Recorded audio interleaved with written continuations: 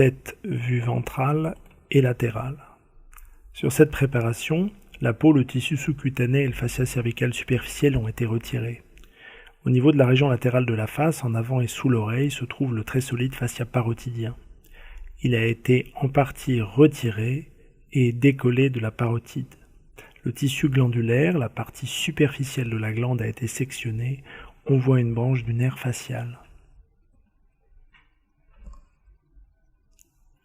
Sur le fascia temporal se trouvent deux branches de l'artère temporale superficielle, la branche frontale, la branche pariétale. Ici, on a retiré la partie superficielle de la glande parotide. Voici le nerf auriculotemporal issu du nerf mandibulaire. Les branches du nerf facial sont réclinées latéralement. Voici la partie profonde de la glande parotide et le conduit parotidien.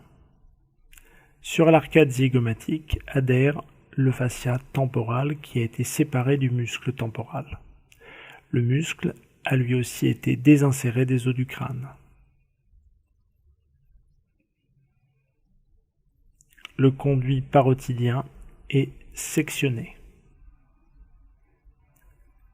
Le muscle masséter est désinséré de l'arcade zygomatique, ainsi que de la mandibule.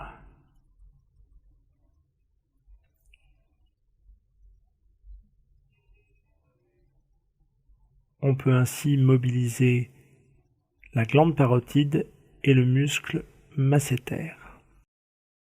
L'arcade zygomatique va être sectionnée en deux endroits.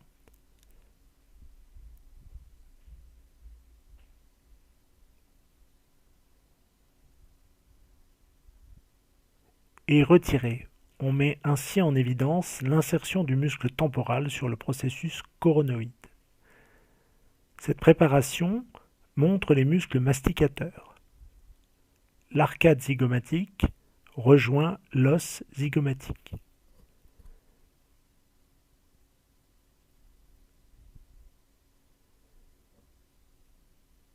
Ici se trouve l'articulation temporomandibulaire, la branche mandibulaire. Le muscle masséter s'insère sur l'os zygomatique qui a été sectionné.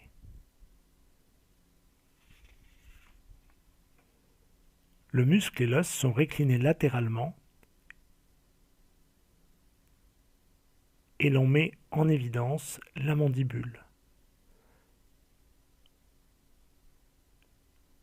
Le condyle mandibulaire, l'incisure mandibulaire, le processus coronoïde et la branche mandibulaire. On prépare maintenant le muscle temporal qui va être récliné hors de la fosse temporale, ce qui permet de luxer l'articulation temporomandibulaire.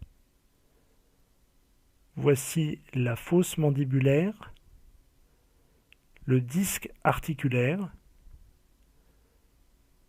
le condyle mandibulaire, le muscle ptérygoïdien latéral, son chef supérieur, son chef inférieur, le muscle ptérygoïdien médial.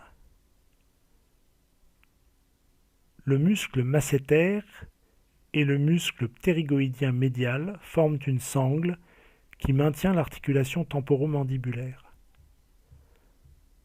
Le processus mastoïde, ici l'arcade zygomatique, l'os zygomatique, la branche mandibulaire ont été sectionnées permettant de voir la fosse infratemporale. Voici le corps de la mandibule. Le muscle sternocléidomastoïdien est récliné latéralement et l'on voit le nerf accessoire qui l'innerve. Voici le nerf accessoire.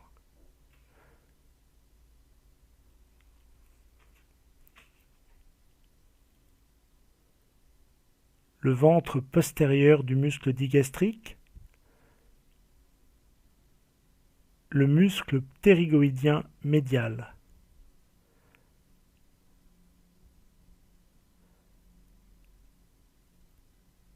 l'artère carotide commune se divise au niveau de la bifurcation carotidienne en une artère carotide interne postérieure et une artère carotide externe qui poursuit le trajet de la carotide et se termine en ces deux branches, l'artère temporale superficielle et l'artère maxillaire. De l'artère maxillaire part entre autres l'artère méningée moyenne que l'on voit ici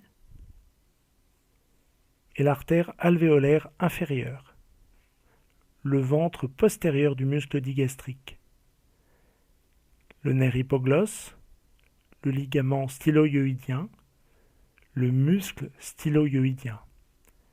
En arrière, le nerf glossopharyngien sur l'artère carotide interne.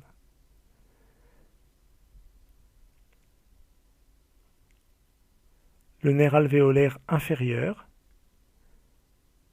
et le nerf lingual, tous les deux issus du nerf mandibulaire. Du nerf lingual par la corde du tympan qui passe en arrière de l'articulation temporomandibulaire vers la base du crâne et traverse la caisse du tympan. Issu également du nerf mandibulaire, le nerf buccal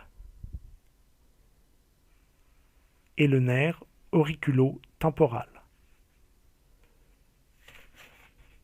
Voici l'artère carotide interne.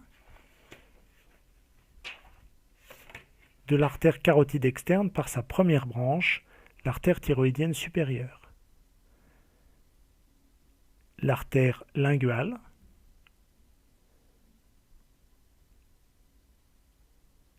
l'artère faciale. Voici l'artère carotide externe dans le reste de son trajet. Le ventre postérieur du muscle digastrique, le ventre antérieur du muscle digastrique, avec entre les deux le tendon intermédiaire. Ce tendon est entouré du muscle styloïoïdien qui le fixe à l'osioïde. Le nerf hypoglosse sur l'artère carotide externe indiquée par la flèche. La mandibule, le ventre antérieur du muscle digastrique. La glande submandibulaire est relevée. Le ventre postérieur du muscle digastrique, le tendon intermédiaire. Sous le ventre antérieur du muscle digastrique, on trouve le muscle myloïoïdien qui constitue le plancher buccal.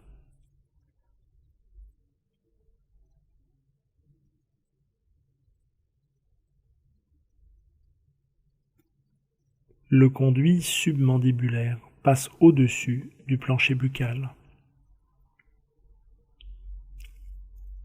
L'artère faciale monte sur la mandibule vers la face.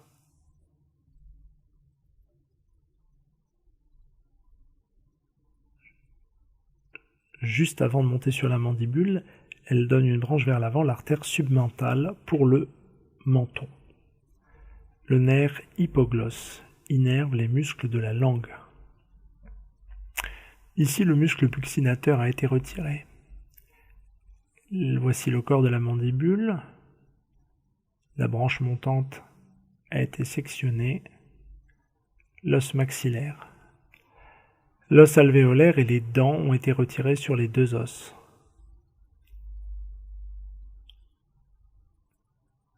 Dans la cavité buccale se trouve la langue. Le nerf lingual, sensitif, vient du crâne et pénètre d'arrière en avant dans la langue. Il est surcroisé par le conduit submandibulaire qui s'ouvre au niveau de la caroncule dans la cavité buccale. La glande sublinguale est réclinée latéralement.